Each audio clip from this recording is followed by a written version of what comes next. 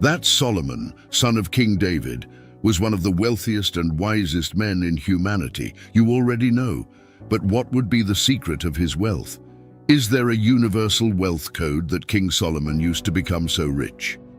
The answer is yes, and in fact, there are three main codes responsible for Solomon's wealth.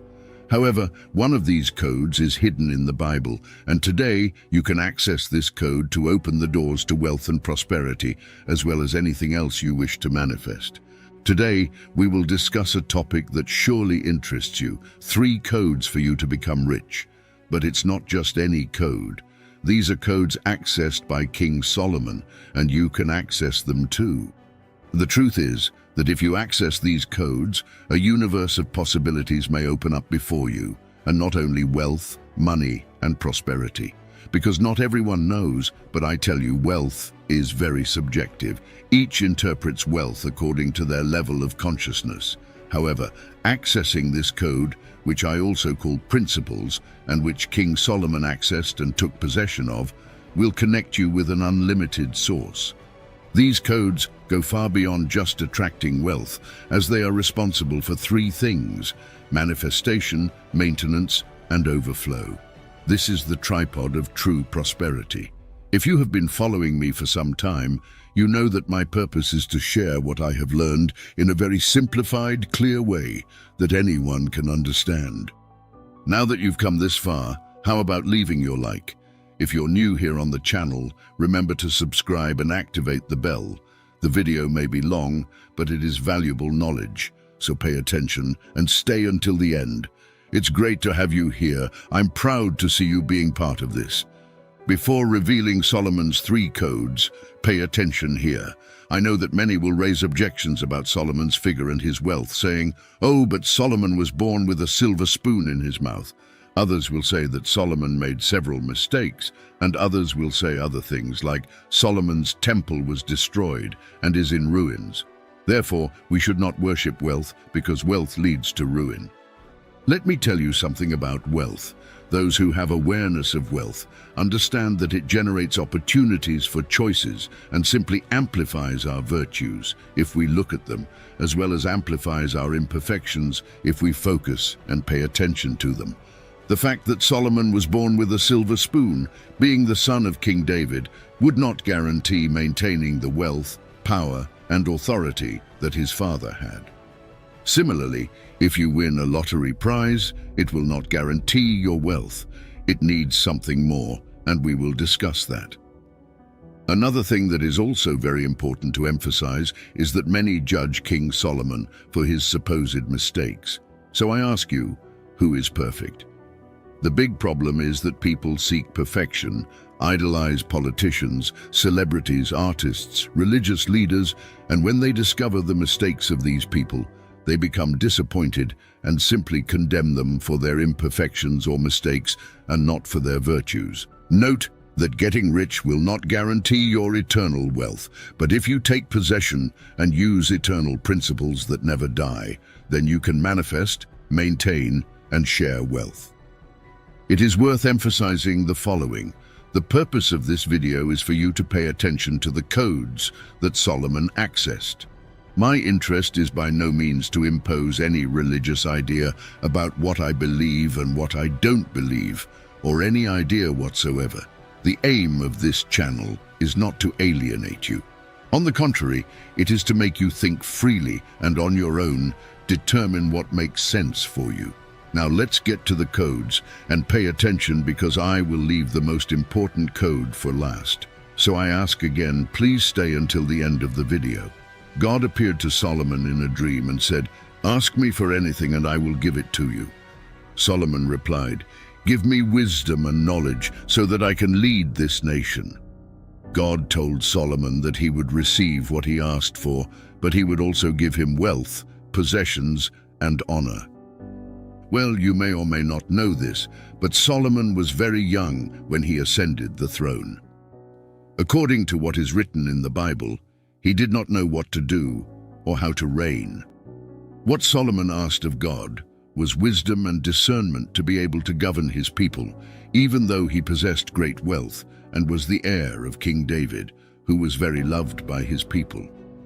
Solomon understood that wealth alone was not enough to maintain the reign and authority that his father had left him.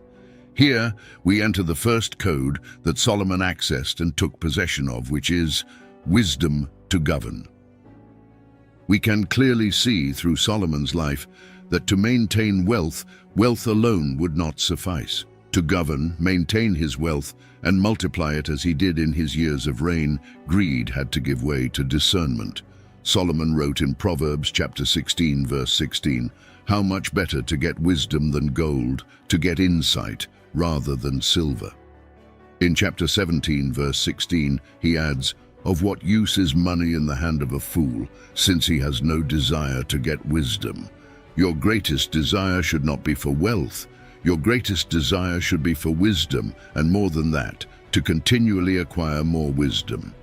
Wisdom and discernment will be responsible for manifesting, maintaining, and multiplying wealth, as well as being respected by the world around you.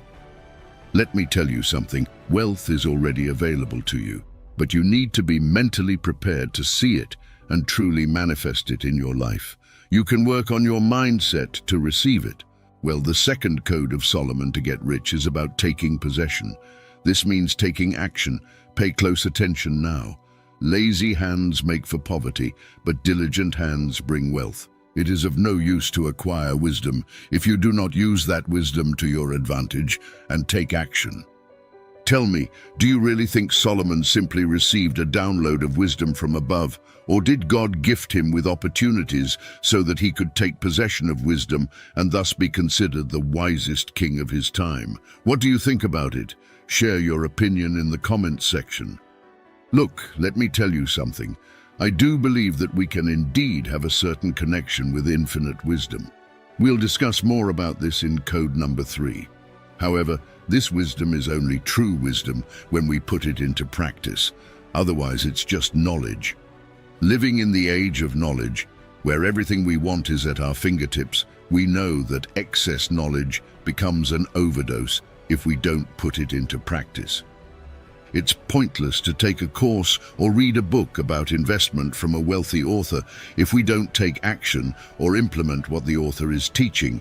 In every effort, there is gain, but merely staying in words leads to poverty. Wisdom is only wisdom when we put it into practice. Is it clear? I hope so.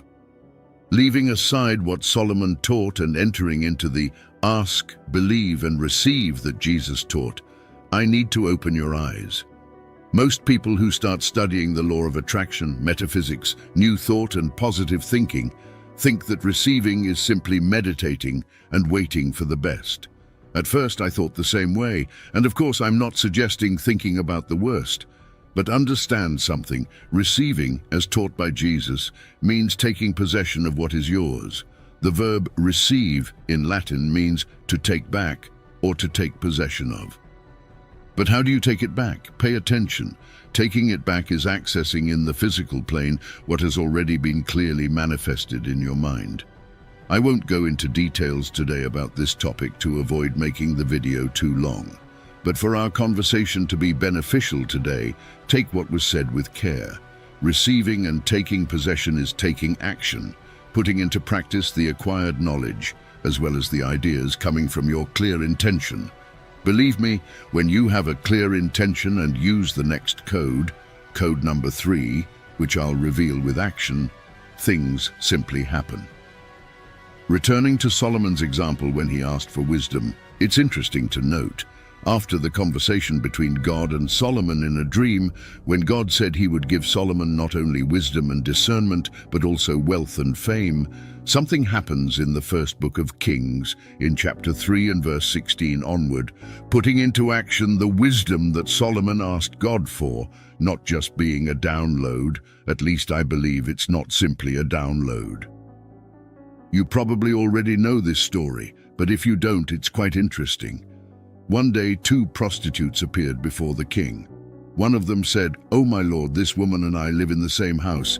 I gave birth to a son, and she was with me in the house 3 days after my son was born. This woman also gave birth to a son. We were alone. There was no one else in the house. One night, this woman lay on her son, and he died. Then she got up in the middle of the night and took my son while I was asleep and placed him next to her, putting her dead son beside me. When I woke up early to nurse my son, he was dead. But when I examined him closely in the morning, I saw that he was not the son I had given birth to. The other woman said, "No, the living child is mine, and the dead one is yours." But the first insisted, "No, the dead child is yours, and the living one is mine." So they argued before the king.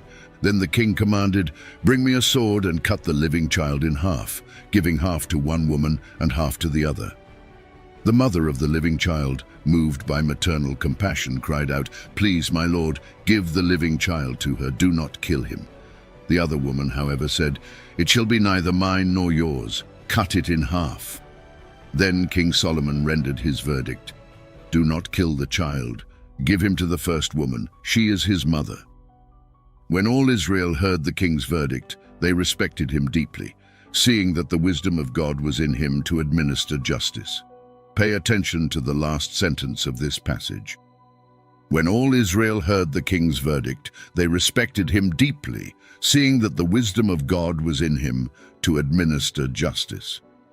So it means that perhaps before, the people of Israel did not believe that a young man would have the wisdom to reign and manage wealth. Solomon had to prove this by exercising his role as king, and more than that, putting the acquired wisdom into action. If you truly understand what was said, write in the comments the following sentence to fix this knowledge in your mind. To manifest wealth, I put into action the acquired wisdom. I'll repeat. To manifest wealth, I put into action the acquired wisdom. And if you want, you can pause this video to write. It is very important that you write this sentence, as it will condense and validate what we have discussed so far. Well, I will assume that you have already written it, and I will continue. Solomon's third code is almost imperceptible in the Bible and is related to honor, gratitude, and sincerity. Pay attention to this point because it is essential. Solomon loved the Lord, as demonstrated by walking according to the decrees of his father David, but he also offered sacrifices and burned incense in the sacred places. King Solomon went to Gibeon to offer sacrifices, as it was the main sacred place. It's good to repeat, it was the main sacred place, and he offered 1,000 burnt offerings on that altar. Let me tell you something about this. I'm by no means saying that I agree with burnt offerings and animal sacrifices. That doesn't make sense to me. However, in the time when Solomon lived, this practice was common and, through the consciousness of his era, demonstrated an act of gratitude, and that's the point I want to make. Solomon had a sincere and very grateful heart. This is well observed when God in a dream makes the following declaration to Solomon, "Ask me what you want, and I will give it to you." Now look at Solomon's response. "You have shown great kindness to your servant, my father David, because he was faithful to you and righteous and upright in heart. You have continued this great kindness to him and have given him a son to sit on his throne today. Now, my Lord God, you have made your servant king in place of my father David. But I am only a young man and do not know what to do. Your servant is here among the people you have chosen, a people so great that it cannot be counted. Therefore, give your servant a discerning heart to govern your people and to distinguish between right and wrong." Solomon, even before asking for and accessing the wisdom that would make him one of the richest and wisest men in the history of humanity, according to the Bible, the wealthiest and wisest man of his time, had a grateful and sincere heart. My friend, before anything else, be grateful, sincere, and clear about what you want. I sincerely hope that you understand that wisdom is worth more than gold, that diligent hands manifest wealth, and if you don't know what it means to have diligent hands, research it, okay? And there's more. A grateful and sincere heart has a connection with the infinite source, where all the answers and solutions lie. Our video is coming to an end, but our conversation continues in the comments. I hope you enjoyed today's content. I'll leave it here, farewell, and until the next video.